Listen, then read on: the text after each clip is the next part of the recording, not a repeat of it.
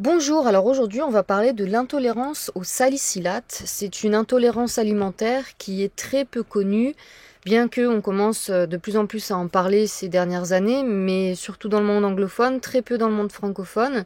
Pourtant c'est une intolérance alimentaire qui touche beaucoup de gens. Selon une étude dont je vais parler plus tard, ça toucherait environ 2,5% de la population européenne. C'est 2,5% de la population européenne qui serait intolérante au salicylate.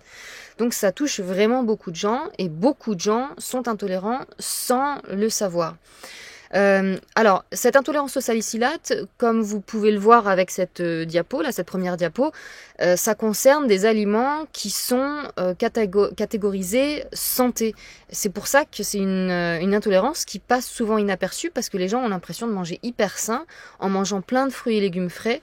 Et en fait, c'est dans les fruits et légumes qu'il y a qu'il y a des salicylates. Et il y en a plus ou moins selon les fruits et les légumes. Donc là, ce que je vous ai affiché sur cette diapo, c'est les aliments qui contiennent le plus de salicylate, mais on va le voir un peu plus tard en détail dans cette vidéo. Donc dans cette vidéo, je vais expliquer ce que c'est déjà, qu'est-ce que c'est que les salicylates. Je vais ensuite expliquer c'est quoi l'intolérance aux salicylates, ça consiste en quoi, comment savoir si vous êtes intolérant aux salicylates, quels aliments sont riches en salicylates, mais il n'y a pas que des aliments, il y a plein de produits chimiques, de produits de beauté, de produits santé qui sont riches en salicylates. Quels aliments sont faibles en salicylates et autres produits sont faibles en salicylates. On va voir tout ça, on va voir les causes et on va voir les solutions pour se sortir de cette intolérance aux salicylates. Donc, si vous êtes une personne qui mouche souvent et beaucoup, qui a souvent des sinusites ou souvent le nez qui coule, qui a de l'asthme ou de l'eczéma ou de l'urticaire à répétition, vous n'êtes pas obligé d'avoir tous ces symptômes-là, mais un de ces symptômes-là, ou des polypes dans le nez, on va revoir les symptômes tout à l'heure, mais si vous faites partie de ces personnes-là, regardez bien cette vidéo jusqu'au bout parce qu'il y a des chances que vous ayez ce problème avec les salicylates. Alors, ici, je vous ai listé mes sources, donc les articles et les études que j'ai utilisées pour faire cette vidéo. Je mets tous ces liens dans la description sous la vidéo si vous voulez aller voir par vous-même. Alors, les salicylates, qu'est-ce que c'est ? Le nom de salicylate vient du latin salix pour saule, hein, l'arbre, le saule, parce que c'est du saule qu'on a fabriqué à la base l'acide salicylique qui est devenu par la suite l'aspirine. Alors maintenant, l'aspirine telle qu'on la connaît, elle est fabriquée complètement artificiellement, mais à la base, c'était extrait de l'écorce de saule. Et le saule, donc en décoction, hein, c'est-à-dire la décoction d'écorce et de feuilles de saule, était utilisée depuis au moins l'Antiquité, mais voire bien avant ça, pour traiter les fièvres et réduire la douleur. Alors, donc les salicylates, ce sont des sels ou des esters de l'acide salicylique. Quand on parle de salicylate ou de l'acide salicylique, c'est quasiment la même chose, ok ? Donc, qu'est-ce que c'est que les salicylates ? Eh bien, les salicylates, c'est un type de phénol. Ça fait partie de la famille des phénols. L'acide salicylique, c'est une phytohormone phénolique qui se trouve dans les plantes. Elle a plusieurs rôles. Elle joue un rôle dans la croissance des plantes, dans leur développement, dans la photosynthèse, dans la transpiration, dans l'absorption et dans le transport des ions dans la plante. Mais en fait, ce qu'il faut retenir surtout des salicylates, c'est que c'est comme un antinutriment. C'est-à-dire que les salicylates, ça permet à la plante de se défendre contre les agents pathogènes. Alors, j'ai plusieurs vidéos sur les antinutriments. Je vous invite à aller les voir pour plus d'informations.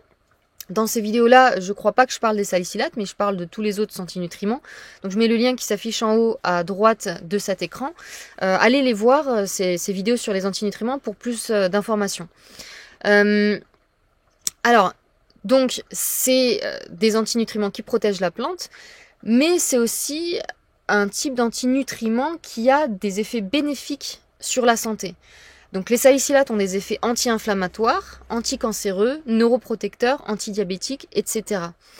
Donc ça, j'en parle aussi dans ma vidéo sur les antinutriments, quand je parle notamment des polyphénols. Vous avez tous entendu parler des polyphénols, c'est ce qui donne la couleur aux fruits et aux légumes, hein, les couleurs rouges, jaunes, violettes, qu'on sait être bon pour la santé. Hein. Les polyphénols, c'est bon pour la santé, c'est des antioxydants très puissants. Et ben, c'est le même principe ici avec les salicylates. C'est le même principe que pour les polyphénols. Dans ma vidéo sur les antinutriments, j'explique que les polyphénols, ça a cet effet antioxydant sur notre corps, justement parce que c'est un antinutriment qui, quand on l'avale, ça crée un petit stress dans notre corps. Et c'est notre réponse à ce petit stress qui nous fait produire des éléments antioxydants. Et ben c'est le même principe pour les salicylates. C'est en fait ce qui nous renforce. C'est les petits stress quotidiens légers. Donc, quand on n'a pas d'intolérance aux salicylates, les salicylates dans l'alimentation, c'est bon pour la santé. Tout comme les polyphénols, c'est très bon pour la santé. Ça permet de renforcer les vaisseaux sanguins, etc. D'ailleurs, il y a ces dernières années des médecins véganes qui voulaient faire des salicylates une nouvelle vitamine qu'ils voulaient nommer vitamine S.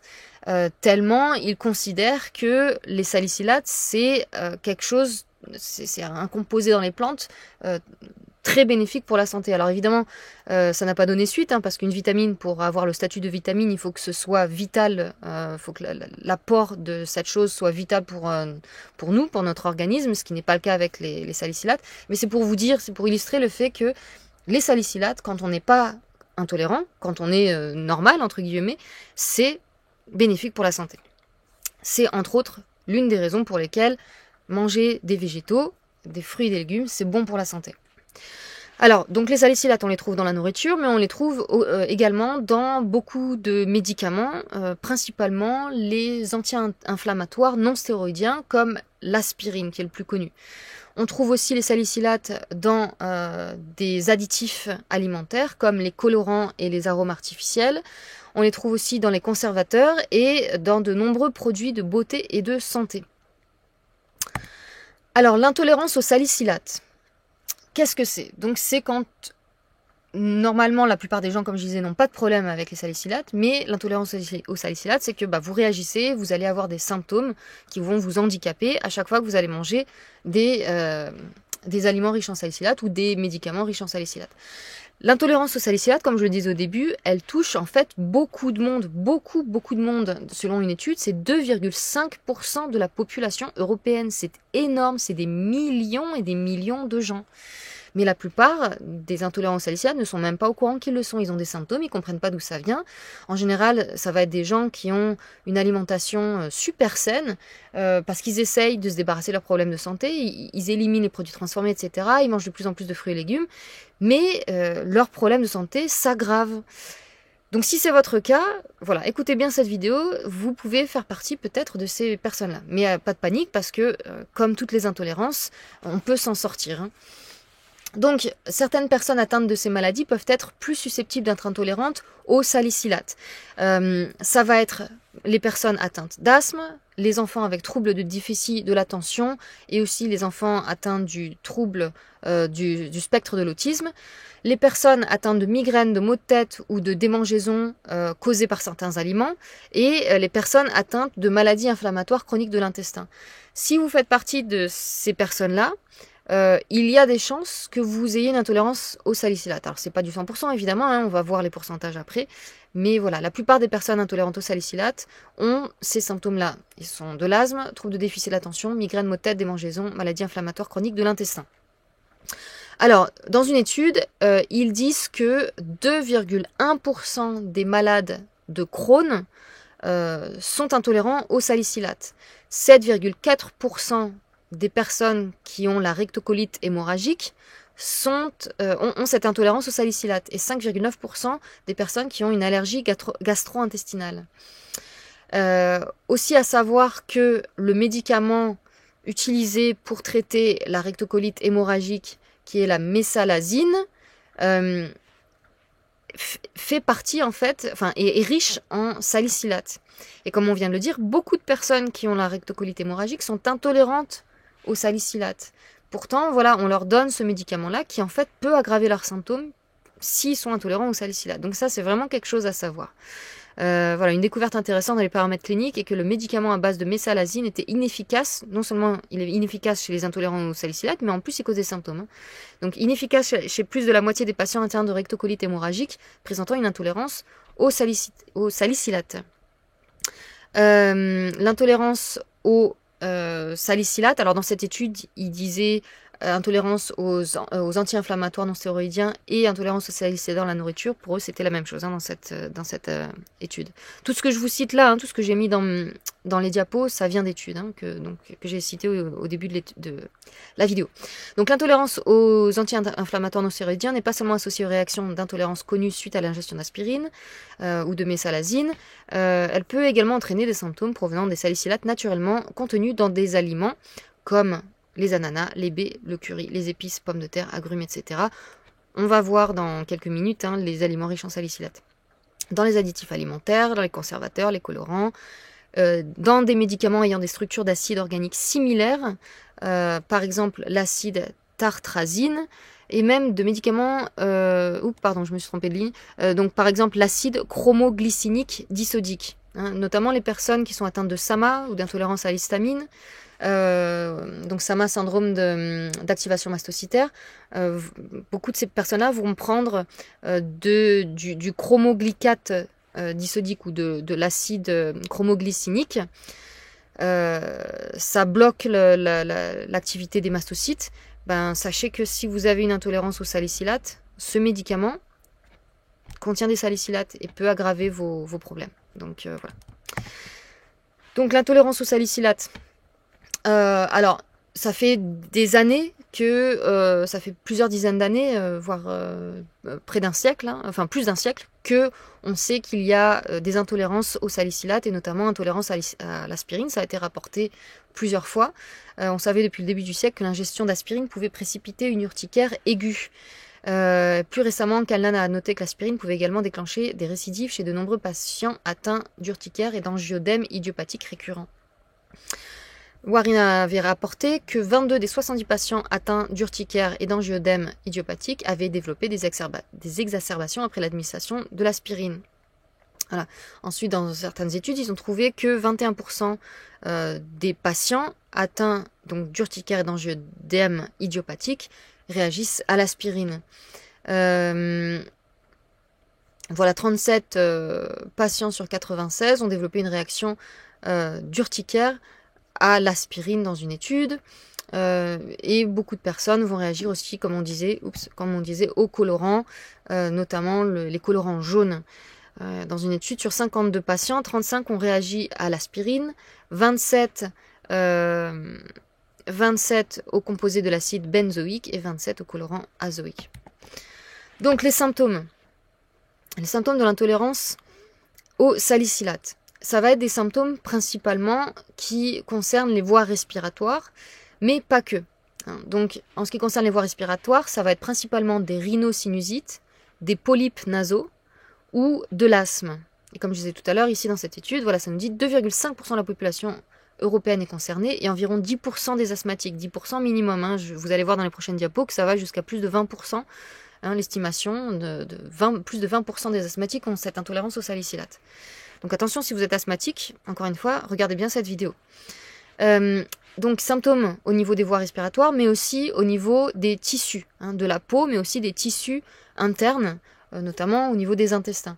Donc on peut développer de l'urticaire, une colite, c'est-à-dire une inflammation du côlon, ou la diarrhée. Le médecin doit, donc pour trouver une intolérance aux salicylates, doit donc demander si de l'asthme, des symptômes cutanés, un gonflement de la muqueuse nasale, des symptômes gastro-intestinaux ou un choc cardiovasculaire sont apparus immédiatement après la consommation de salicylates.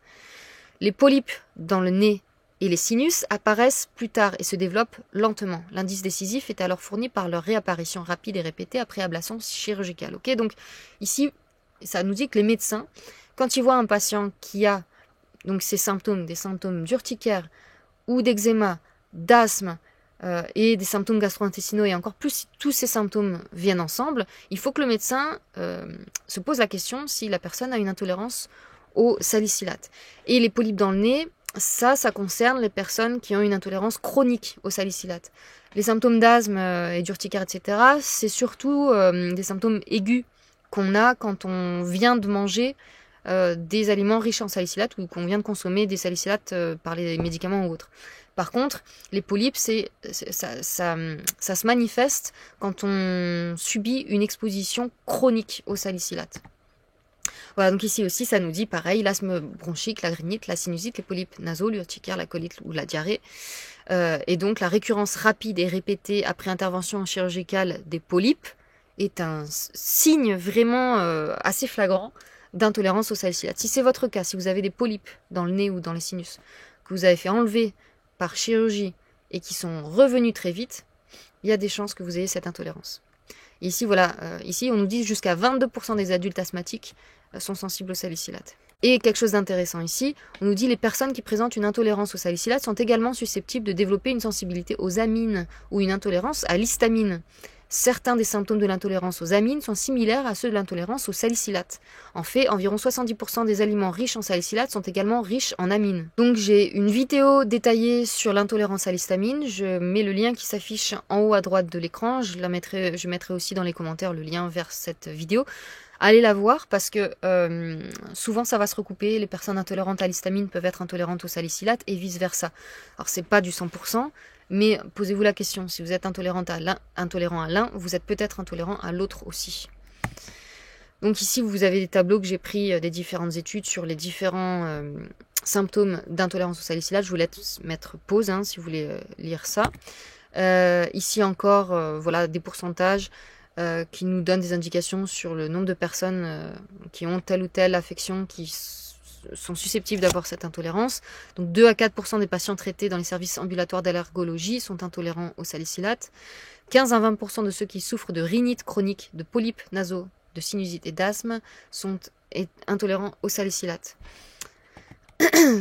Donc en dehors de ces symptômes-là, il y en a d'autres encore. Maux de tête ou migraine, démangeaisons, maux de ventre, nausées, vomissements, ballonnements, gaz, diarrhée, constipation chronique. Énurésie qui est pipi-au-lit chez les enfants, des cystites à répétition, asthme, nez bouché, nez qui coule, polypes, raclements de gorge fréquents. Chez les enfants, problèmes de comportement tels que l'irritabilité, l'agitation, l'inattention, etc. Troubles du sommeil, difficultés à s'endormir, terreur nocturne, etc. Apnée du sommeil, anxiété, dépression, attaque de panique, rythme cardiaque rapide, baisse de la pression sanguine, difficulté à prendre une profonde respiration. Des fois, il y a des gens qui... on sent qu'ils luttent pour respirer, pourtant ils n'ont pas d'asthme ni rien. Bon, ça peut être l'un des symptômes. Des acouphènes, une hyperacousie ou une perte d'audition, des douleurs articulaires, des symptômes de carence en vitamines. Voilà. Il y a encore d'autres symptômes plus spécifiques chez les enfants. J'ai voulu le préciser ici parce que c'est important. Dans les années 1950 et 1960, le docteur Feingold observa que les additifs artificiels et les aliments riches en salicylate provoquaient une hyperactivité ainsi que d'autres symptômes chez certains enfants. Donc ce médecin, il a peut-être pas guéri, mais énormément soulagé beaucoup d'enfants qui avaient des troubles de l'attention, qui étaient atteints du spectre de l'autisme. Il les a beaucoup soulagés en leur faisant enlever de leur alimentation les additifs alimentaires et les salicylates. Je vous laisse mettre pause sur la diapo pour plus de détails. Alors, cette intolérance aux salicylates, comment on l'explique? C'est quoi la cause? On va voir la cause, comment la médecine classique l'explique, et on va voir comment la naturopathie l'explique. Donc voilà l'explication de la médecine classique, donc la médecine allopathique. Il est supposé que la sensibilité aux salicilates est causée par une surproduction de leucotriènes qui sont des médiateurs inflammatoires qui sont liés à diverses affections comme l'asthme, la rhinite allergique, l'anaphylaxie, etc. Cette surproduction est causée par l'inhibition de la cyclooxygénase, une enzyme qui régule la production de leucotriènes. Voilà, c'est ça l'explication de la médecine allopathique. Bon, alors déjà, si on ne connaît pas bien les détails de l'inflammation, du fonctionnement de l'inflammation, on est déjà perdu. Mais donc je vais vous l'expliquer là.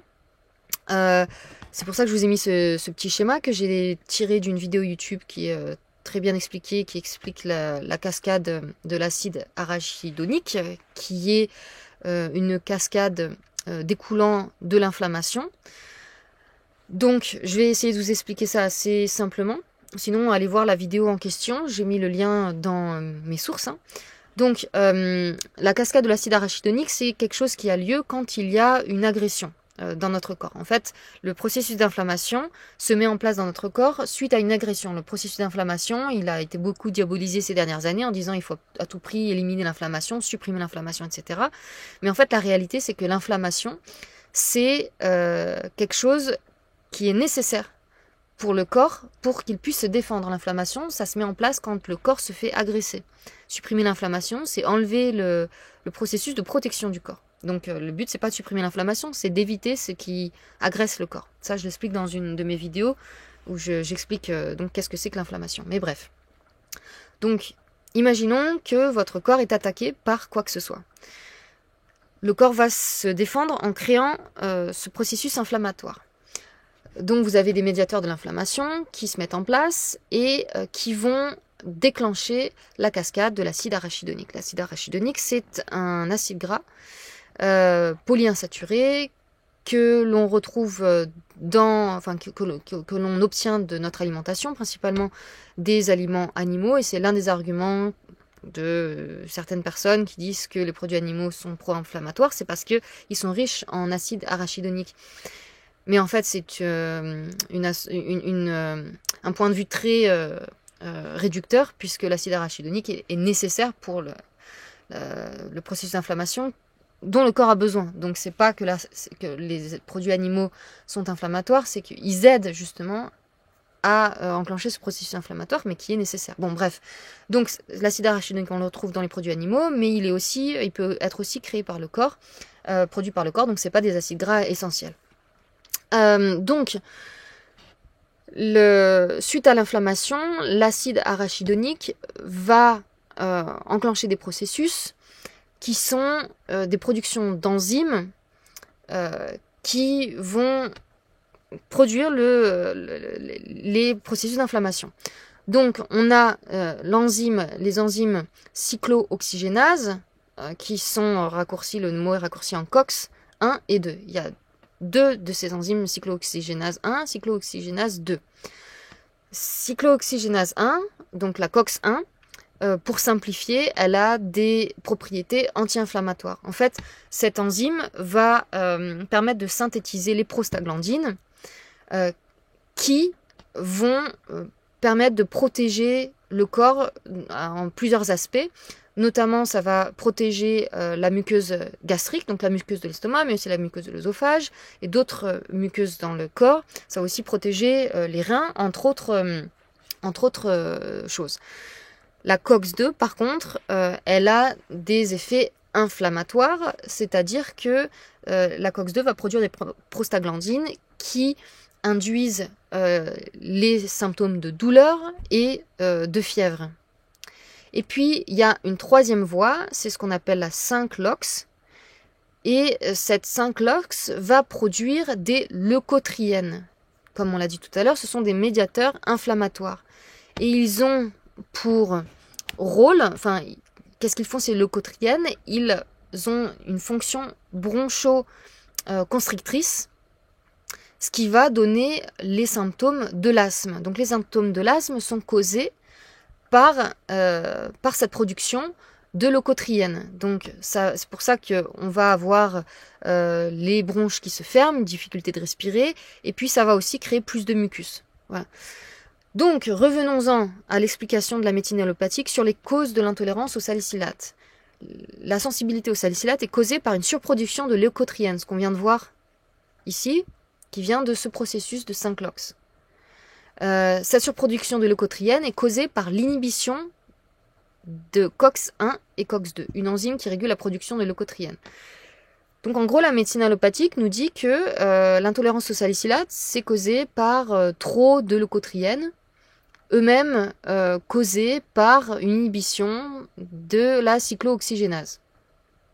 Bon, alors je sais pas vous, mais moi je trouve que c'est pas du tout quelque chose qui nous explique la cause de l'intolérance au salicylate. Ça nous explique le processus de ce qui se passe dans le corps, mais ça explique pas du tout pourquoi une personne va être intolérante au salicylate et une autre non.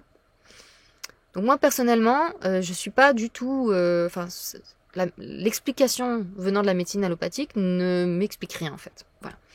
Voyons maintenant... alors, avant de passer à la suite, donc ici aussi dans cette étude, ils nous disent la même chose. Hein. Ils nous disent les symptômes d'intolérance aux salicylates peuvent s'expliquer par une surproduction de métabolites des leucotriènes, comme on a vu, puisque les patients intolérants aux salicilates qui sont entrés en contact avec des substances concernant les salicilates présentent une inhibition marquée de la cyclooxygénase COX-1. Voilà, tout à l'heure je disais que ça inhibit COX-1 et COX-2, mais je me suis trompée, je crois que c'est juste COX-1. Bon, c'est la même explication que ce qu'on a vu, mais là, voilà, c'est détaillé dans une étude.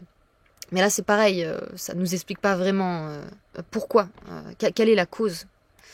Donc, maintenant, l'explication naturopathique. Hein. Dans le monde de la naturopathie, on a une explication différente sur les causes de l'intolérance aux salicilates. L'intolérance aux salicilates est causée par un déficit dans les voies de détoxification. Les phénols doivent être décomposés dans le corps, c'est-à-dire détoxifiés, ce qui se produit par un processus appelé sulfatation. Hein, on rappelle que les salicilates, c'est un sous-groupe de phénols. Potentiellement, plus de 80% des enfants atteints d'un trouble du spectre de l'autisme ont une déficience dans une voie clé de désintoxication. Cette voie consiste à utiliser du soufre sous forme de sulfate, processus connu sous le nom de sulfatation. L'enzyme impliquée est la phénolsulfotransférase, PST en anglais, donc je vais l'appeler PST, et aide à éliminer les phénols de l'organisme. Donc ici, ça parle des troubles chez les enfants parce que c'était un article qui parlait de ça chez les enfants, mais c'est le même processus chez les adultes atteints de l'intolérance aux salicilates. Donc l'explication naturopathique, c'est que vous avez cette intolérance aux salicilates parce que le corps n'arrive pas à se détoxifier des salicilates. Comme on l'a vu au début, les salicilates, c'est un antinutriment, mais qui ne pose pas de problème normalement puisque le corps le reçoit et s'en débarrasse facilement. Donc ici, ça nous dit que le problème, c'est un défaut de détoxification qui se passe au niveau du foie qui est par rapport au processus de sulfatation. Bon, on va voir ça ici. Donc ici, dans ce schéma, vous avez ce schéma qui nous explique que vous avez du soufre qui, dans notre corps, doit être transformé grâce à cette enzyme PST en sulfate, et ensuite ce sulfate va être transporté vers le foie et le foie va l'utiliser pour se détoxifier. Donc on nous explique en fait que c'est ce processus qui n'arrive pas à se mettre en place. Ici c'est un autre schéma plus détaillé, bon, qui peut paraître très compliqué quand on le voit comme ça là, mais je vais l'expliquer un petit peu, vous inquiétez pas, ça va pas prendre trop de temps et ça va pas être non plus hyper compliqué, mais donc ici ça nous explique le processus de cette enzyme PST dont on a parlé tout à l'heure. C'est cette enzyme qui permet de transformer le soufre en sulfate pour que se passe le processus de détoxification. Donc dans notre alimentation, on va manger des protéines.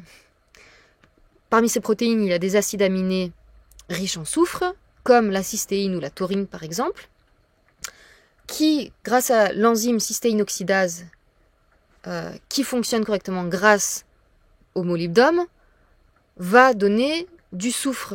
Donc à cette étape-là, dans notre corps, on obtient du soufre à partir des protéines.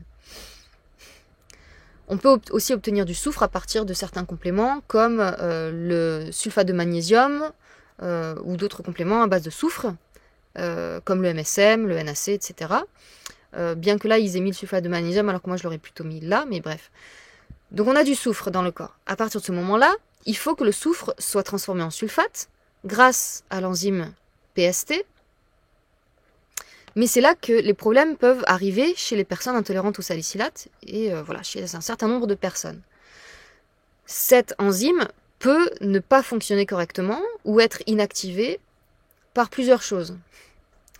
Il y a certains aliments qui peuvent inhiber cette enzyme, comme les oranges, les épinards, les radis, les pamplemousses, les betteraves, les courges, les tomates. Bon, ça va être pas chez tout le monde. Hein. Il y a certaines personnes qui sont plus susceptibles d'avoir des problèmes avec ces aliments que d'autres. Et cette enzyme peut être aussi bloquée par certains compléments, comme la vitamine B6 en complément, donc vitamine isolée, ou le molybdène, qui est un minéral qu'on retrouve en toute petite quantité dans notre alimentation. Mais donc, le molybdène en excès, c'est-à-dire apporté de manière artificielle par des compléments, peut aussi bloquer cette enzyme. Et il va aussi y avoir les salicilates qui peuvent bloquer cette enzyme. Par contre, il y a une chose qui va aider à ce que cette enzyme fonctionne mieux, c'est un apport en magnésium. Donc ensuite, si cette enzyme fonctionne, on va avoir du sulfate créé à partir du soufre, le sulfate qui lui-même peut être apporté dans la nourriture par certains aliments, ou, comme je l'ai dit tout à l'heure, par du sulfate de magnésium, qui sont les sels d'Epsom. Donc en fait, si on apporte du sulfate directement, ça va aider dans le sens où, pour ces personnes qui ont un problème avec cette enzyme, on va zapper ce processus-là. Donc pour les personnes qui ont un problème avec cette enzyme, c'est-à-dire la plupart des personnes qui ont une intolérance au salicylate, essayez d'obtenir du sulfate plutôt que du soufre qui doit être ensuite converti dans le corps en sulfate, parce que le corps a du mal à faire chez vous. Et donc pour ça, les sels d'Epsom, mais j'en reparlerai tout à l'heure. À savoir que le sulfate est nécessaire pour la détoxification au niveau du foie, mais est aussi nécessaire pour la réparation des nerfs, pour le système nerveux, pour la réparation du cartilage, des os, pour les neurotransmetteurs, pour la production de mucus dans l'intestin, pour la production d'hormones stéroïdiennes, pour la production de bile. Et donc, comme je disais, c'est nécessaire pour la détoxification dans le foie. Et donc, cette détoxification dans le foie, elle est censée éliminer les salicylates dans la nourriture.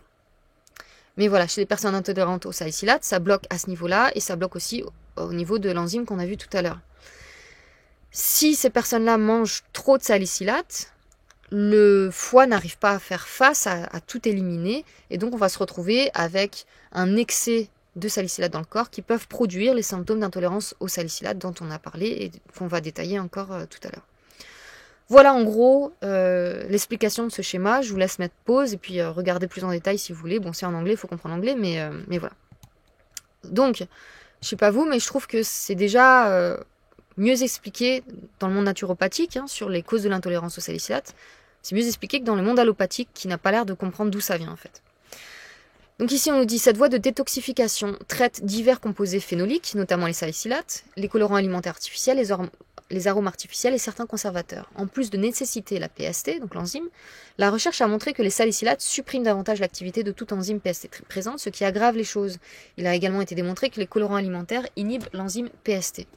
Donner de grandes quantités d'aliments riches en soufre et en composés phénoliques à des enfants ou des adultes, là encore c'était un article sur les enfants, mais donc à des enfants déficients PST entraînera une accumulation de phénol, d'amines, de salicylates et d'autres substances toxiques normalement éliminées par l'enzyme PST. Cette voie de détoxification traite d'autres composés phénoliques, notamment les salicylates, les colorants alimentaires artificiels, les arômes artificiels et certains conservateurs.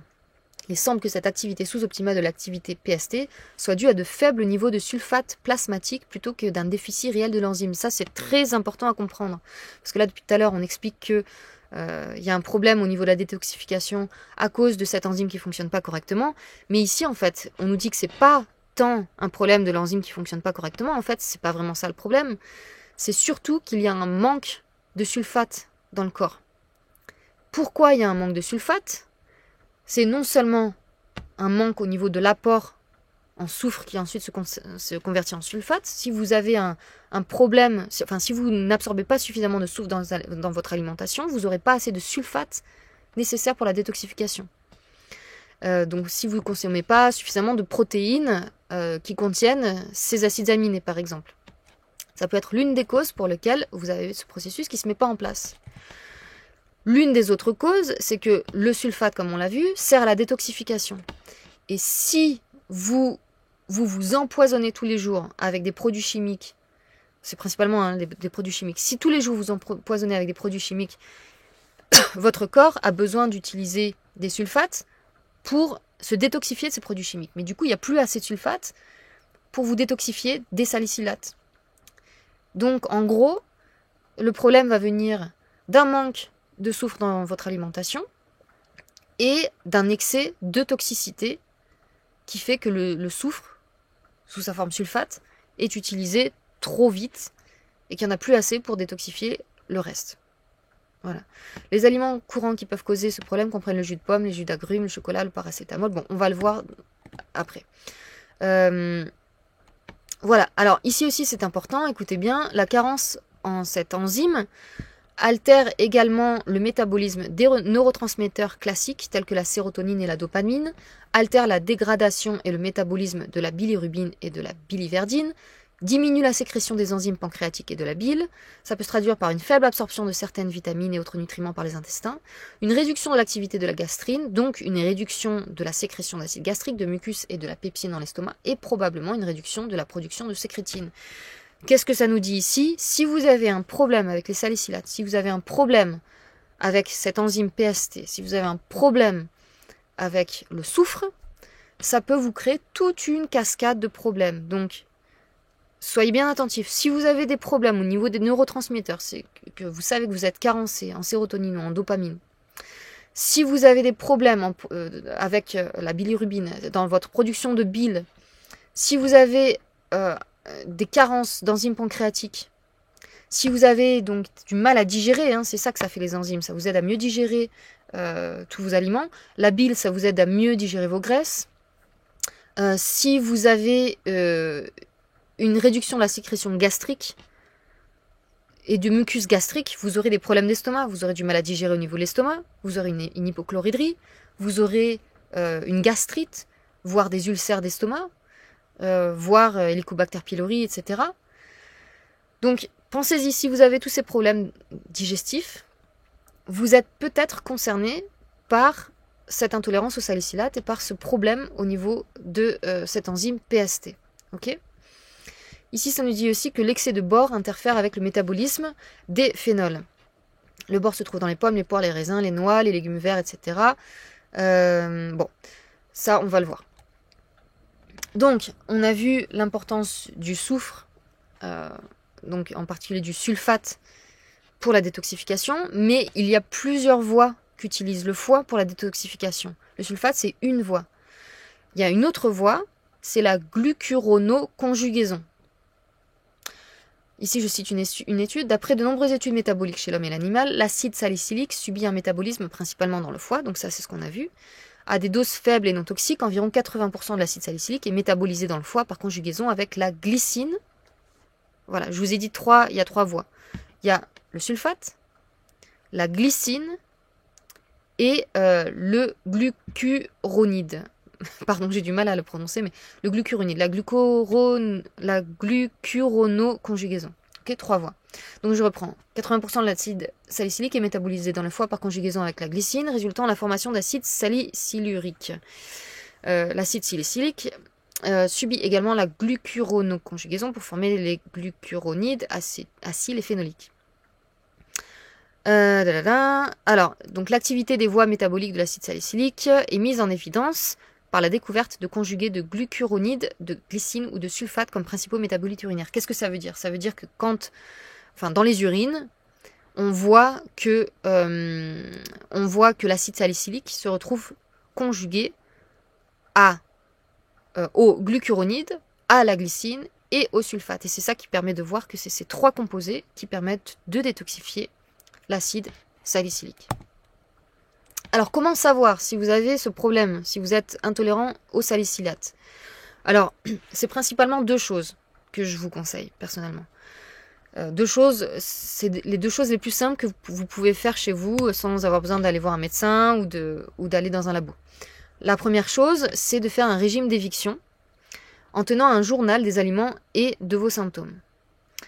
Avec un régime pauvre en salicylate, vous éviterez les aliments des catégories élevées ou modérées pendant 4 semaines. C'est ce qu'on va voir. Je vais vous dire dans les prochaines diapos quels sont les aliments riches en salicylate. Donc vous faites un régime d'éviction des aliments les plus riches en salicylate pendant plusieurs semaines. Puis ensuite, vous tenez un journal et vous écrivez vos symptômes. Est-ce que vos symptômes s'améliorent? Et est-ce qu'en réintroduisant après 4 semaines les aliments riches en salicylate, vos symptômes reviennent? Voilà, c'est la meilleure façon de voir si vous avez une intolérance au salicylate. L'autre façon, c'est un test de provocation orale à l'aspirine ou à la mésalazine. Alors, ça, c'est ce qui est conseillé par la médecine allopathique. Vous allez voir dans les prochaines études qu'on va voir. En fait, ça veut dire que vous allez prendre de l'aspirine ou de la mésalazine. Donc, c'est deux médicaments riches en acide salicylique. Et si vous réagissez, forcément, ça veut dire que vous avez une intolérance et que vous êtes intolérant à l'acide salicylique. Alors attention, il ne faut pas faire ça n'importe comment. si vous savez que vous avez des gros symptômes d'asthme, par exemple, ça peut être dangereux. Donc c'est pas vraiment ce qui est conseillé pour les personnes avec des symptômes dangereux, comme ça. Parce qu'il ne faudrait pas que vous vous étouffiez, hein, ça peut être vraiment dangereux. Mais voilà, si vous savez que vous avez des symptômes faibles ou modérés, que vous soupçonnez que vous avez des symptômes faibles ou modérés au salicylate, vous pouvez prendre de l'aspirine, mais commencer avec des doses faibles, évidemment. Vous n'allez pas prendre 1 gramme, vous allez commencer avec quelques milligrammes. Ça va être détaillé dans les prochaines diapos, je vais vous le dire, mais quelques milligrammes d'aspirine. Est-ce que vous réagissez, oui ou non? Si vous réagissez, il y a des chances que vous soyez intolérant au salicylate. Et sinon, il y a d'autres analyses qu'on peut faire.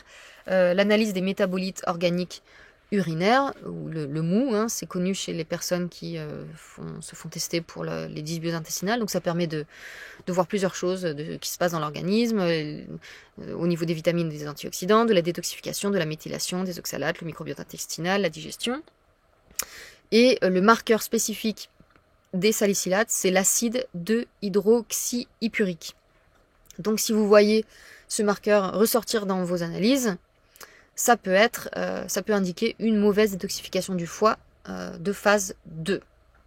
Et donc ça peut indiquer peut-être que potentiellement vous avez un problème avec l'intolérance au salicylate. Sinon vous avez aussi la Vega Machine. Alors moi mes sources, la plupart de mes sources là, qui m'ont permis de faire cette vidéo, c'est des sources américaines. Hein. Aux États-Unis ils sont plus avancés que nous sur ce sujet, donc il y a des choses qui ne sont pas vraiment développées beaucoup chez nous. Donc ici, la Vega Machine, je ne sais pas si on a ça en France, mais c'est quelque chose qui se rapproche de la biorésonance. Ça, on l'a en France. C'est ce qu'on appelle l'électroacupuncture. Donc ça permet de détecter des intolérances. C'est quelque chose qui n'est pas reconnu par la médecine classique, mais qui se pratique beaucoup dans la naturopathie aux États-Unis. On a aussi les tests, les analyses d'intolérance alimentaire, qui sont des analyses de sang. Moi, c'est ce que je conseille pour connaître ces intolérances. Par contre, à ma connaissance, en France, je ne crois pas qu'il y ait des labos qui fassent des analyses d'intolérance alimentaire, qui fassent des analyses pour l'intolérance au salicylate. À ma connaissance, non. Mais apparemment, aux États-Unis, ça se fait. Et ensuite, vous avez des analyses de sang classiques qui peuvent mesurer les salicylates dans le sérum sanguin. Ça, pareil, hein, je ne crois pas que ça se fasse en France. Par contre, ça se fait aux États-Unis. Et ici, vous avez dans une étude encore d'autres choses. Donc ici, encore, il nous parle de la provocation orale progressive avec de l'aspirine ou de la mésalazine, dont on a parlé tout à l'heure. Donc là, il vous conseille d'y aller très doucement, de commencer avec 100 mg d'abord. Si rien ne se passe, 250 mg. Si rien ne se passe, 500 mg. Et jusqu'à 1000 mg. Pardon. Et donc, si vous réagissez, voilà, c'est un signe que vous avez peut-être un problème, certainement un problème avec les salicylates. Sinon, un autre test qu'il est possible de faire, c'est utiliser un test sanguin pour la production d'éicosanoïdes dans les cellules sanguines périphériques. Après ici, il parle tout simplement des symptômes. Hein. Si vous savez que vous êtes intolérant à l'aspirine et que la personne se plaint après l'ingestion d'aliments contenant des salicylates, ils disent comme par exemple les pommes de terre, que la personne a un œdème de Quinck, asthme ou des polypes nasaux. Voilà, il y a des chances qu'il y ait une intolérance au salicylate. Une autre analyse qui peut se faire, c'est l'analyse des niveaux de méthylhistamine dans les urines. Toutes les personnes atteintes de maladies inflammatoires chroniques de l'intestin et d'intolérance au salicylate ont montré une augmentation modérée de la méthylhistamine et une progression progressive des symptômes lors de la provocation par la mésalazine. Voilà, c'est une autre analyse qui peut se faire, mais bon, ça, c'est pareil, je ne sais pas si dans les labos en France on fait ça, mais en tout cas, voilà, ça peut se faire de cette façon-là. Alors maintenant, quels sont les aliments riches en salicylate ? Donc, ça va être principalement, dans tous les végétaux, comme je disais au début, tous les végétaux ont des salicylates, plus ou moins concentrés selon l'aliment. Il va y avoir de plus grandes quantités de salicylates dans la peau des fruits et des légumes ou juste sous la peau. Donc, voilà, si vous pensez être intolérant, enlevez bien la peau de fruits et de vos légumes avant de les consommer. Il y a plus de salicylate dans les fruits et les légumes non mûrs. Donc là, pareil, choisissez des légumes et des fruits très mûrs si vous voulez minimiser le taux de salicylate. Il y a beaucoup de salicylate dans tous les fruits séchés, donc évitez la consommation de fruits séchés. dans la famille des solanacées. La famille des solanacées, c'est les tomates, aubergines, poivrons, piments, baies de goji. C'est tous les fruits et légumes du Nouveau Monde qui posent souvent problème, la famille des solanacées. Si vous avez des soucis d'intestin, moi, je conseille de toute façon toujours d'éliminer cette famille-là tant que vous avez des soucis. Ensuite, on en trouve des salicylates dans les aliments transformés à cause de tous les additifs, tels que les colorants, les conservateurs, etc. On trouve dans les sauces, on trouve plus de salicylate dans les plantes OGM, on en trouve plus dans les aliments qui contiennent des sulfites, on en trouve dans les confitures, parce que les confitures c'est du concentré. On trouve beaucoup de salicylate dans les chewing-gums et les bonbons à la menthe. La menthe contient beaucoup de salicylate. Et dans la plupart des baies, tout ce qui est framboise, fraise, mûre, etc. C'est très riche en salicylate. Ensuite, on trouve là où il y a vraiment beaucoup de salicylate et où toutes les sources sont unanimes, c'est dans les épices. Tout ce qui est épices et herbes aromatiques, évitez. Si vous avez une intolérance au salicylate, c'est hyper riche en salicylate. Pour le reste, c'est pas unanime. Si vous cherchez sur internet les listes, alors je vous dis, en français, il y a quelques listes, mais ça reste très succinct. Par contre, c'est surtout dans le monde anglophone que vous allez voir plein de listes. Mais souvent, elles vont se contredire. Par exemple, là, on va nous dire dans une liste que la patate, il n'y a pas beaucoup de salicylate, et dans une autre liste que c'est très riche en salicylate. Dans les pommes, voilà, il y a plusieurs aliments où ça se contredit. Les citrons, les brocolis, voilà. Ces choses-là, souvent, ils se contredisent. Donc, je vous ai mis une liste quand même avec des aliments voilà, riches en salicylate, mais je vous dis, si vous allez voir d'autres listes, vous allez voir que en fait, par exemple, les betteraves, ils vont dire que c'est pas tant riche en salicylate que ça. Alors pourquoi? Ici, dans un article, ça nous dit, ou je sais plus si c'était dans une étude que je l'ai pris, mais ça nous dit, la teneur en salicylate des différents aliments varie fortement d'une étude à l'autre. Swain et Hall, c'est la première étude qui a été faite où ils ont calculé les salicylates dans les aliments. C'est la plus vieille étude exhaustive sur le sujet. Ils ont analysé 333 aliments et leur teneur en salicylate. Et c'est une étude qui date de 1985. Donc, Swain et Hall ont publié la teneur en salicylate de 333 aliments et ces données continuent de servir de base au conseil d'éviction des salicylates alimentaires. Des études ultérieures ont rapporté des résultats différents pour les mêmes aliments, probablement en raison de la diversité des méthodes d'analyse et de l'origine, du traitement et du stockage des aliments testés. Voilà. Ça explique pourquoi. Ça dépend de quelle méthode d'analyse ils ont utilisée et ça dépend de l'aliment, du stade de maturité de l'aliment, ça dépend de l'endroit où il a poussé. Voilà, il y a plein de paramètres qui rentrent en jeu qui peuvent faire qu'un même aliment, que par exemple une grappe de raisin, c'est une grappe de raisin, mais selon où elle a poussé dans le monde, selon le degré de maturité, selon les nutriments que la vigne a obtenus, le raisin va pas avoir la même teneur en salicylate. Donc c'est pour ça que vous allez voir des listes qui peuvent se contredire. Et aussi par rapport à la biodisponibilité, là ils disent que selon certaines études, les salicylates, ils ont montré que les salicylates sont peu biodisponibles, et dans d'autres études, ils ont montré au contraire que les salicylates sont très biodisponibles. Par contre, comme je disais, il y a des choses où tout le monde est unanime. Ici, ils disent les épices à curry, universellement reconnues comme étant riches en salicylate naturel, ont non seulement une biodisponibilité élevée, mais elles inhibent également les COX-1 et 2, ce qui pourrait indiquer qu'elles pourraient constituer un facteur alimentaire plus important que d'autres aliments riches en salicylate. Et après, ici, dans les images, je vous ai mis ce qui est généralement unanime. Voilà, unanimement, les baies sont très riches en salicylate, les oranges, les raisins, le miel, les cornichons, les cacahuètes, quoique les cacahuètes ça fait débat aussi, et les amandes sont très riches en salicylate. Au niveau des huiles, l'huile de coco revient souvent, et l'huile d'olive, bien que là encore ça se contredise. Voilà. Après, ici je vous ai mis en rouge ces liens là, parce que c'est là les sources les plus fiables. Ici, alors les sources les plus fiables, comme je vous ai dit, c'est l'étude Swain et Hall, l'étude de 1985. Et après, quand il parle d'études ultérieures, la dernière étude, c'est une étude de 2017. Je vais vous l'ouvrir. Voilà, donc ça, c'est l'étude de 1985. Donc c'est en anglais. Donc évidemment, quand vous irez voir cette étude, il faudra traduire, si vous ne connaissez pas l'anglais. Voilà. Bon, mais imaginons, on cherche pour le citron. Donc citron en anglais, c'est lemon. Vous tapez CTRL F hein, pour faire la recherche. Et là, hop, ça vous l'affiche ici. Et ici, vous voyez que les citrons frais, il y a 0,18 mg pour 100 g.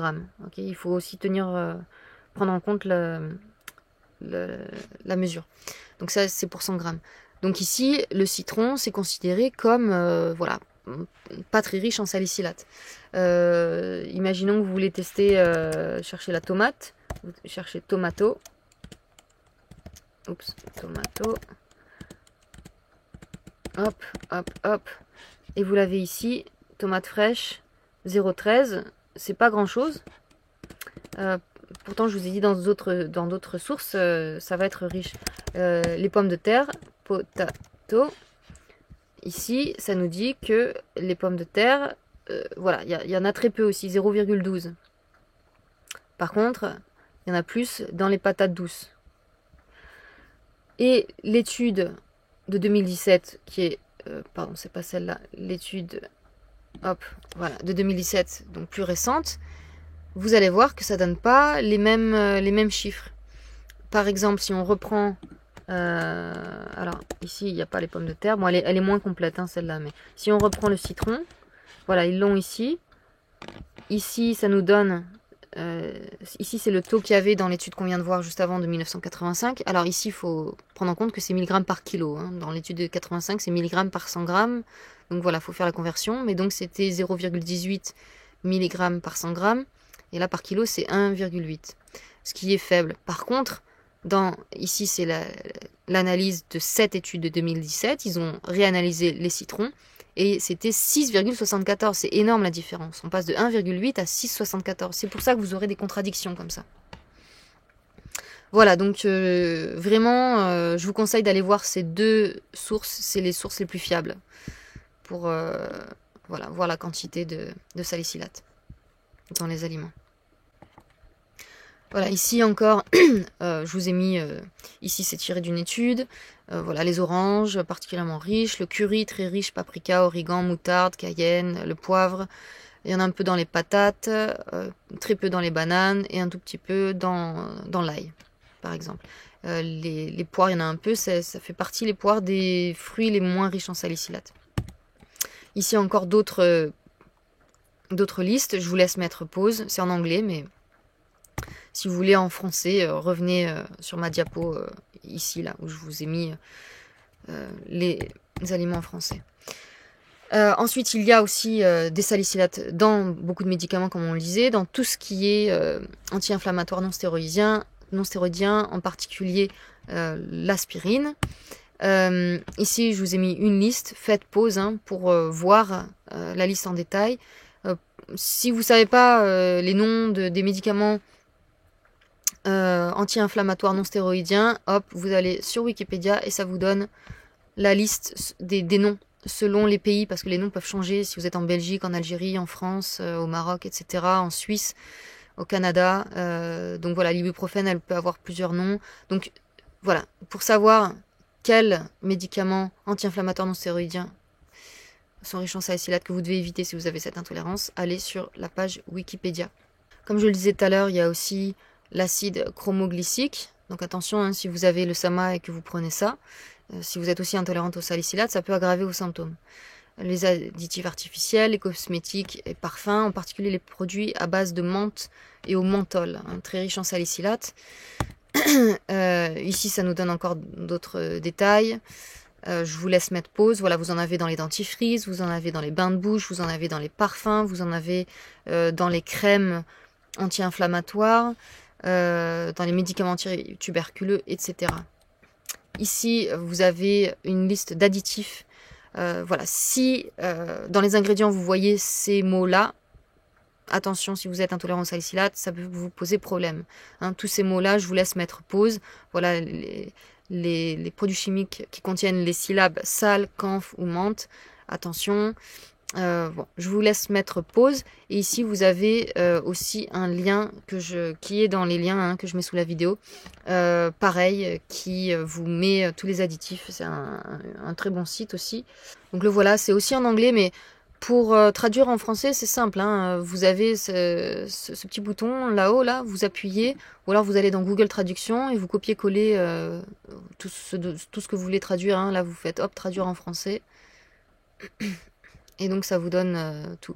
Donc là, ici, vous avez tous les additifs, tous les produits où vous pouvez trouver des salicylates. C'est vraiment un très bon site aussi. Voilà, pour les crèmes solaires, attention, il y a des salicylates dans certaines crèmes solaires. Voilà, donc allez voir aussi ce site pour plus de détails. Tout ce qui est thé et infusion, hein, aussi, infusion à différentes plantes, ça va être très riche en salicylates. Les remèdes naturels riches en salicylates, donc justement les infusions de plantes médicinales, hein, vont être riches en salicylates. L'écorce et les feuilles de saule en particulier, le bouleau, hein, l'arbre, le bouleau, donc les remèdes à base de bouleau, la reine des prés, la gaultérie, le ginkgo biloba, la viorne aubier, le cannabis, hein, la plante, le cannabis aussi contient des salicylates, les bioflavonoïdes comme la quercétine ou la rutine, hein, qui sont notamment indiqués quand on a une intolérance à l'histamine, mais si par exemple en prenant ces choses-là vous avez une aggravation de vos symptômes, bah, peut-être que vous avez aussi une intolérance aux salicylates. La menthe, le miel, les excès d'écorce comme le pycnogénol, le podarco et aussi l'aloe vera, malheureusement, hein, que je conseille beaucoup pour réparer son intestin, mais si vous êtes intolérant aux salicylates, vous ne pourrez pas le tolérer. Et les huiles essentielles, est-ce qu'elles sont riches en salicylates? Donc ici, je vous ai mis un article d'une personne qui explique que certaines huiles essentielles, oui, sont riches en salicylates, mais les autres, non. Donc vous n'êtes pas obligé de toutes les éliminer. Ça va être les huiles essentielles faites à partir de bouleau ou de gaultérie, l'ilang-ilang de Madagascar et le clou de girofle. Voilà, c'est les huiles essentielles les plus riches en salicylates. Et donc cet article nous explique ensuite que les autres ne sont pas spécialement riches en salicylates et qu'on peut les utiliser. Par contre, comme je vous dis, il y a beaucoup de sources contradictoires sur plein de choses sur le sujet des salicylates. Hein. Malheureusement, c'est pas encore assez étudié pour avoir des sources vraiment fiables et sûres. Donc moi, je vous dirais qu'on a un doute quand même par rapport aux huiles essentielles. Donc, vu qu'il y a un doute, eh ben, dans le doute, évitez toutes les huiles essentielles pendant le temps où vous faites votre régime d'éviction. Et maintenant, les aliments pauvres en salicylates. Donc, comme je vous dis, il y a beaucoup de sources contradictoires par rapport aux différents aliments végétaux. Par contre, là où tout le monde est unanime, c'est que les aliments qui sont pauvres en salicylates, c'est tous les aliments animaux, tous les produits animaux. Les viandes, les poissons, les fruits de mer, les produits laitiers, les œufs, sont tous très faibles en salicylates, voire n'en ont pas du tout. Donc, après pour le reste, comme je vous dis, c'est débattable. J'ai quand même mis une liste ici, mais comme je vous dis, par exemple, le brocoli, selon certaines sources, c'est riche en salicylates, selon d'autres sources, non. Pareil pour le chou de Bruxelles, pareil pour les pommes de terre, pareil pour les tomates. Donc voilà, si vraiment vous voulez faire un test, le mieux c'est de suivre un régime riche en produits animaux et très pauvre en produits végétaux pendant un certain temps. C'est de suivre un régime carnivore ou apparenté, hein, proche du régime carnivore. Alors personnellement, je ne conseille pas un régime carnivore pur. Hein. Le régime carnivore, c'est on mange que des produits animaux et rien d'autre. Je le conseille pas parce que ça peut causer plein de soucis. J'en parle sur ma chaîne dans d'autres vidéos. Ça peut être une solution sur le très court terme.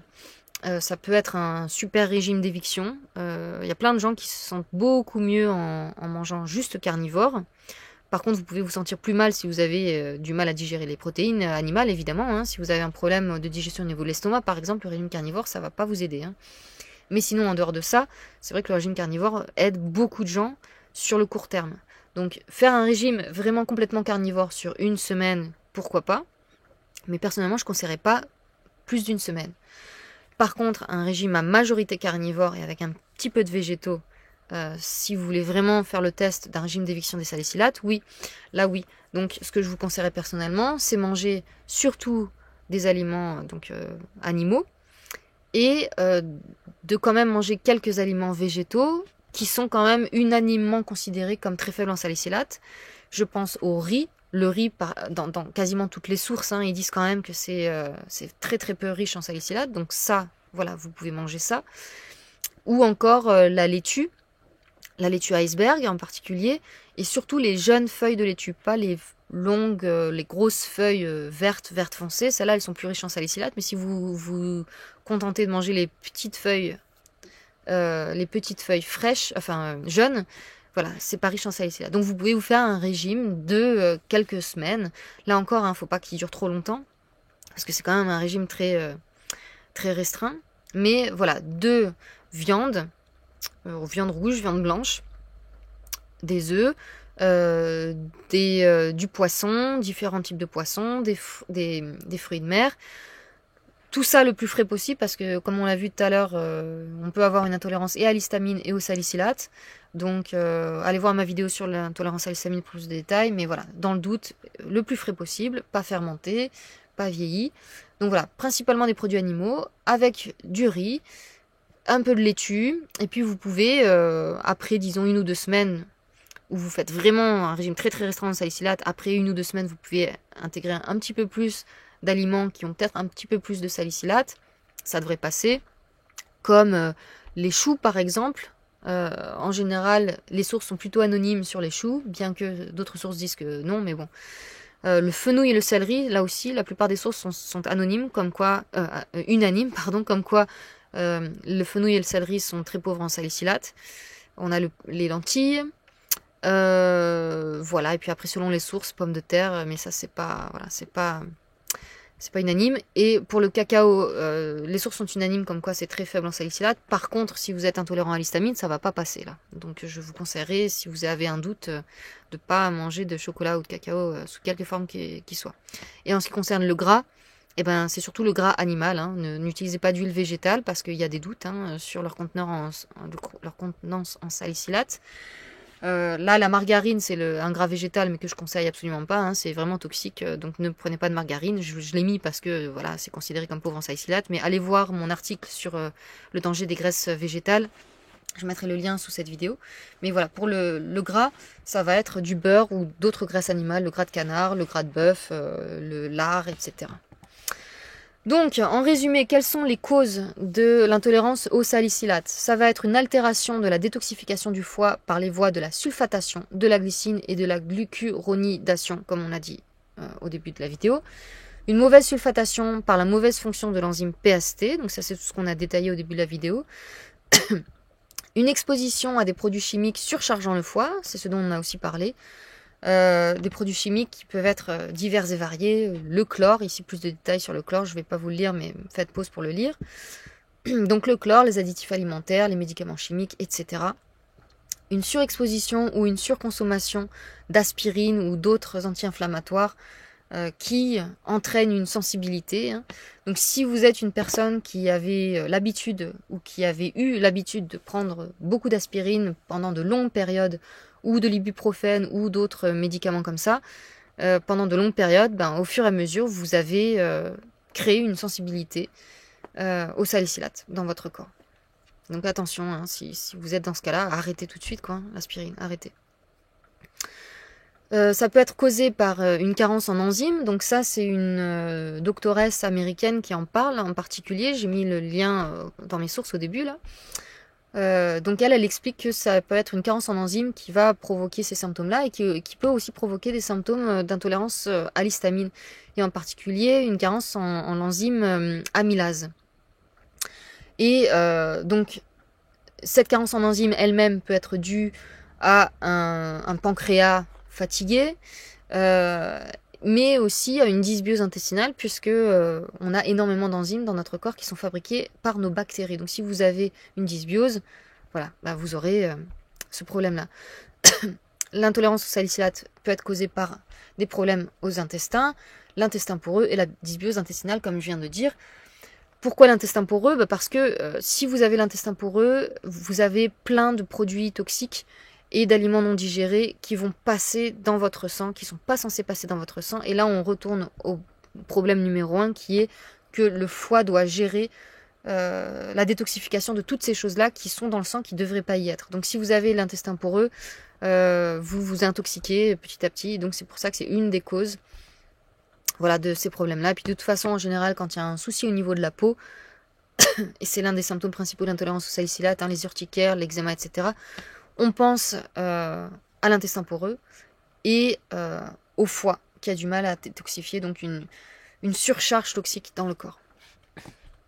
Et donc les solutions, c'est quoi? C'est numéro 1, réduire la quantité de salicylate que vous absorbez, hein, de salicylate de phénol et de toxines qui pénètrent dans l'organisme par l'alimentation, par les produits chimiques, par les médicaments, etc. Solution numéro 2, c'est renforcer le processus de détoxification en prenant du sulfate, du soufre qui se transforme en sulfate, des bouillons d'os si tolérés évidemment, attention si vous avez une intolérance à l'histamine, les bouillons d'os qui sont riches en glycine, en vous supplémentant en magnésium. Moi je préfère conseiller le magnésium naturel, c'est-à-dire le sel de Nigari, ou le sulfate de magnésium qui est les sels d'Epsom. Vous pouvez aussi vous supplémenter en molybdène. Ça aussi, ça aide au niveau si vous avez une intolérance à l'histamine. Soutenez le processus de méthylation. Prenez du magnésium. Comme je disais, le mieux, c'est sous forme de sulfate de magnésium, donc de sel d'Epsom. Pas par voie orale, mais dans les bains, ou si vous n'avez pas de baignoire, faites des bains de pied tous les jours, ou alors vous faites un spray, hein, vous versez dans un pchit de la poudre de sel d'Epsom, et puis vous remplissez d'eau, et puis hop, vous pchitez le corps avec ça tous les jours. Ça va absorber à travers la peau. Ça va vous amener du magnésium et du sulfate. Utilisez des plantes qui soutiennent le foie, puisqu'on voit que le foie, une faiblesse au niveau du foie, c'est l'une des principales raisons hein, de cette intolérance au salicylate. Alors là, le problème, c'est que la plupart des plantes sont riches elles-mêmes en salicylate, donc ça pose problème. J'ai pas trouvé de source qui indique s'il y a beaucoup de salicylate dans le desmodium ou le chardon-marie, qui sont parmi les plantes les plus puissantes hein, pour aider le foie. Par contre, le romarin, oui, est très riche en salicylate. Bon, donc en tout cas, dans un premier temps, c'est peut-être pas la chose à faire, hein, les plantes qui soutiennent le foie. Par contre, dans un deuxième temps, quand ça va un peu mieux, là oui. Prenez des enzymes digestives, comme je vous disais, cette doctoresse américaine a observé que les enzymes digestives pouvaient beaucoup aider, et en particulier l'enzyme amylase, prise sur Estomavie, mais ça je crois que je le détaille après, voilà, je le détaille après. Vous pouvez aussi prendre du charbon actif qui absorbe l'excès de salicylate, hein, donc si vous avez un doute, vous prenez un repas et vous avez un doute, est-ce qu'il y a des salicylates là-dedans ou pas, vous prenez en même temps des gélules ou de la poudre de charbon actif. Et puis soignez votre intestin, comme je l'ai expliqué tout à l'heure, il y a un lien entre l'intestin poreux, la dysbiose intestinale et l'intolérance au salicylate. Donc quel complément vous pouvez prendre? Donc j'ai pris ça d'un article. Ça va être vitamine B1, B2, B5, B6, zinc et magnésium. Alors moi je suis contre la prise de vitamines et de minéraux isolés. J'ai plusieurs vidéos et articles où j'explique ça. Il est beaucoup mieux de les obtenir par l'alimentation ou par des concentrés d'aliments plutôt que sous forme isolée et artificielle qui vont causer beaucoup de problèmes. Donc par exemple pour les vitamines B1, B2, B5, B6, ça vous l'avez dans le foie, hein. Toutes les vitamines B sont dans le foie. Dans le foie et pour la vitamine B1 dans le riz complet par exemple. Le zinc, mais aussi le sélénium, ça va être en grande quantité dans les huîtres crues. Manger des huîtres crues, ça franchement c'est quelque chose que je conseille à tout le monde. Faites des cures d'huîtres crues. Dans l'idéal, une dizaine d'huîtres tous les jours pendant au moins 2 ou 3 mois pour refaire vos stocks de zinc et de sélénium. Le sélénium c'est aussi un détoxifiant très important. Ou si vous ne pouvez pas en manger tous les jours, au moins une dizaine d'huîtres 1 à 2 fois par semaine pendant plusieurs mois. C'est vraiment important. Et le magnésium, en ce qui concerne le magnésium, comme je vous disais, les meilleures sources, c'est le sel de Nigari ou le sulfate de magnésium, c'est-à-dire le sel d'Epsom. Donc ici, ils le disent, pain au sel d'Epsom. Le calcium déglucarate qui contribue à la glucuronidation, comme on le dit, c'est une des 3 voies de détoxification au niveau du foie. Le glutathion, alors... Bon, moi je conseille pas les compléments de glutathion, j'ai une vidéo où j'explique ça et où j'explique ce que je conseille à la place, je mets le lien qui s'affiche là-haut, allez voir cette vidéo pour plus de détails, je mettrai aussi le lien sous la vidéo. Une prise oméga 3, dans une étude ils ont observé que, nous rapportons le cas de 3 patients souffrant d'une intolérance invalidante induite par les salicylates qui ont vu leurs symptômes disparaître carrément, après une supplémentation alimentaire en acides gras polyinsaturés oméga 3. Les 3 patients souffraient d'urticaire sévère, d'asthme, nécessitant une corticothérapie. Après une supplémentation alimentaire de 10 grammes par jour d'oméga 3 pendant 6 à 8 semaines, les 3 patients ont vu leurs symptômes disparaître complètement ou presque complètement, ce qui a permis l'arrêt des corticoïdes. Par contre, les symptômes sont réapparus après une réduction de la dose. Bon, ce qui montre que les oméga 3, ça peut bien aider sur le coup. Par contre, c'est pas la solution sur le long terme. La solution sur le long terme, comme on l'a vu, c'est vraiment détoxifier, soutenir le foie détoxifier et réparer l'intestin. La vitamine C à libération prolongée, ça dans une étude ils en parlent, par l'inhibition de la dégradation des mastocytes et activation de la dégradation de l'histamine. Là pareil, moi personnellement je conseille de la vitamine C naturelle sous forme de poudre d'acérola. Alors là c'est pareil, la poudre d'acérola j'imagine ça contient des salicylates. Je sais pas, je l'ai pas trouvé dans les différentes listes. Du coup, là en l'occurrence, peut-être que vous tolérerez pas la vitamine C naturelle. Si vous êtes très sensible aux salicylates. Par contre, si vous n'êtes pas très sensible, vous pouvez prendre des petites doses d'acérola petit à petit. Voilà. Et puis, comme on l'a dit, guérissez votre intestin poreux et dysbiose. Donc, au niveau des compléments, j'ai plein de vidéos sur mon site, sur ma chaîne, où j'explique quels compléments prendre. Il faut prendre des antimicrobiens naturels, des compléments pour réparer la barrière intestinale et des probiotiques. Prenez de la zéolite et du charbon actif qui permettent de détoxifier des salicylates. J'ai pas noté l'argile parce que j'ai pas trouvé de source où il parle de l'argile, mais logiquement c'est le même principe, hein. Le charbon, la zéolite et l'argile ont tous les trois des symptômes, des propriétés d'adsorption qui aident à détoxifier des produits chimiques. Pardon, je tousse parce que je commence à avoir la gorge sèche, la vidéo est presque finie. Et ensuite, une supplémentation en glycine. Comme on l'a vu au début, la glycine, ça permet de détoxifier au niveau du foie les salicylates et autres produits chimiques. Et ensuite, comme je vous disais, l'enzyme amylase sur estomac vide peut stopper les crises d'histamine causées par les salicylates et les crises d'histamine en général. Bon, ça c'est une marque que j'ai notée, que dont cette doctoresse parlait. Elle conseille les enzymes seules plutôt qu'en complexe, donc une enzyme, juste l'enzyme amylase plutôt qu'un complexe d'enzymes. L'amylase seule arrête les réactions histaminiques. L'amylase plus la protéase, donc ces deux enzymes ensemble, arrêtent les symptômes de détresse respiratoire. Voilà, c'est tout pour aujourd'hui. Cette vidéo était très longue, mais j'ai pas réussi à la faire moins longue. Si vous êtes encore là, bravo. Et voilà, je propose un cours pour régénérer son intestin. Je mets le lien sous la vidéo. N'hésitez pas si vous avez des questions, posez-les dans la description, dans les commentaires sous la vidéo. Et je vous vois dans la prochaine vidéo. À bientôt, salut!